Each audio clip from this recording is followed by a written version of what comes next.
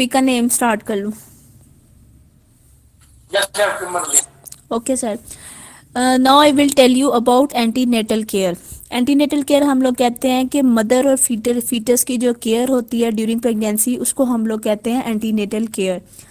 अगर हम लोग एम्स की बात करें कि एंटीनेटल केयर का एम, इसका मकसद क्या है, सबसे पहले तो ये है कि डील माइनर एलिमेंट्स, मतलब कि आप जो है वो फीमेल को गाइड कर सकते हैं कि ड्यूरिंग प्रेगनेंसी क्या इसको क्या क्या प्रॉब्लम्स हो सकती हैं, उनको वो कैसे डील कर सकती है. फॉर एग्जांपल अगर किसी को हाइपरटेंशन का प्रॉब्लम है, ओबेसिटी का प्रॉब्लम है, तो आप उसको डील कर सकते हैं कि वो पहले इनको जो है वो मतलब इनको क्योर वगैरह करें. उसके बाद जो आ जाता है ऑप्टिमाइज आउटकम्स, मतलब कि प्रेगनेंसी का अफेक्ट जो है वो मदर और बेबी की लाइफ पे जो है वो क्या है, इसको हम लोग कहेंगे उसका आउटकम वगैरह क्या है. उसके अलावा ये है कि detect adverse effects. For example अगर बर्थ को अगर मदर जो है उसका वेट ज़्यादा है, ओबीस है, या उसको किसी भी किस्म की डिजीज़ है, तो आप उसको जो है वो फॉरनली जो है वो प्रेगनेंसी के दौरान ही जो है वो आप उसको डिटेक्ट कर सकें, उसको क्योर कर सकें.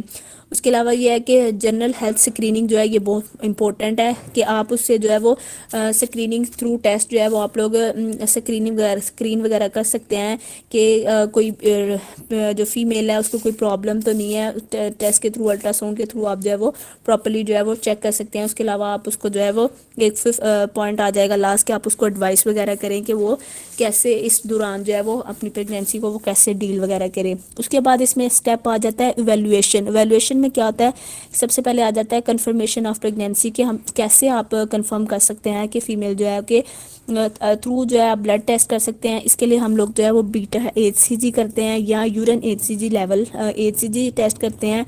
उसके अलावा अल्ट्रासाउंड के थ्रू जो है वो देख सकते हैं. अल्ट्रासाउंड में क्या होता है कि हमने फीटल पोर देखना होता है, उसके अलावा डेवलपिंग प्लेसेंटा देखना होता है, उसके अलावा जो है एक कैविटी देखनी होती है इनसाइड द एंडोमेट्रियम.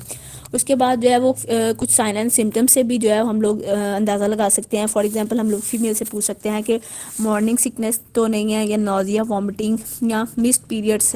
ओके.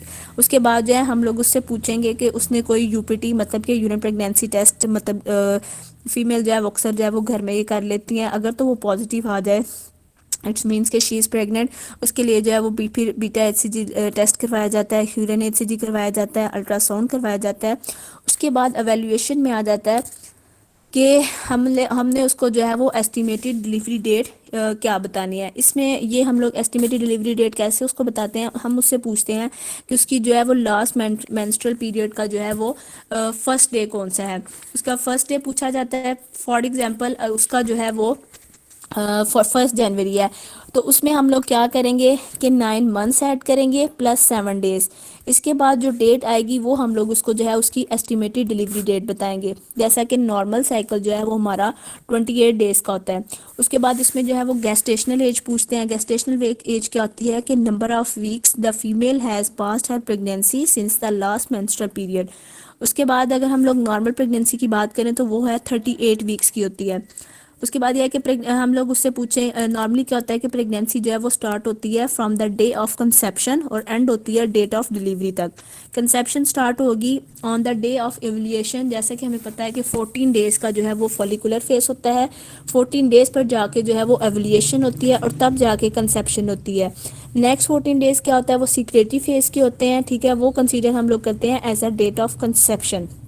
उसके बाद इसमें आ जाता है कि जब फीमेल जो है उसके मेंस्ट्रुएशन स्टार्ट होता है, तो उसकी मेंस्ट्रुएशन के जो पहले 7 दिन होते हैं, फर्स्ट 7 डेज जो मेंस्ट्रुएशन में गुजर जाते हैं, उसके बाद जो है वो 14 डेज पर जाके जो है वो ओवुलेशन होती है. और उससे जो अगले 14 दिन होते हैं वो क्या होते हैं, सिक्रेटरी फेस के होते हैं. नॉर्मल जो गेस्टेशनल एज होनी चाहिए वो होती है 40 वीक्स. उसके बाद जो है लास्ट मेंस्ट्रुअल पीरियड और ओवुलेशन के दरमियान जो है वो जैसा कि 2 हफ्ते आ जाते हैं.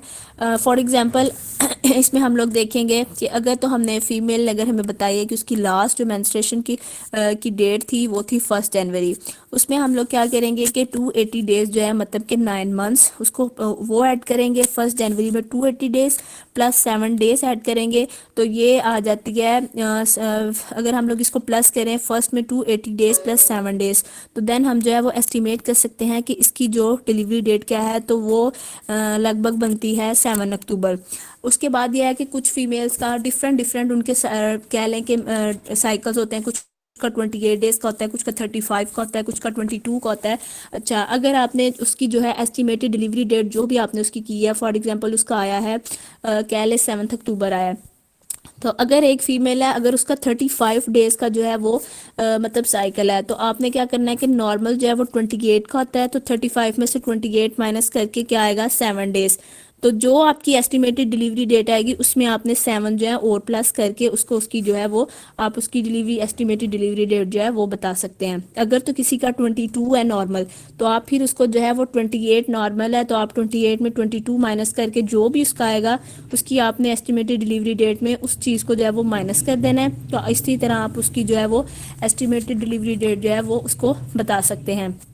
اس کے علاوہ آپ نے اس کا جو ہے اسی طرح جو جس کا جو بھی مطلب نارمل سائیکل ہوگا تو اس کے دوران اس کے تھرو جو ہے وہ آپ اس کو اس کی ایگزیکٹ ڈیٹ جو ہے وہ بتا سکتے ہیں۔ Okay sir, thank you.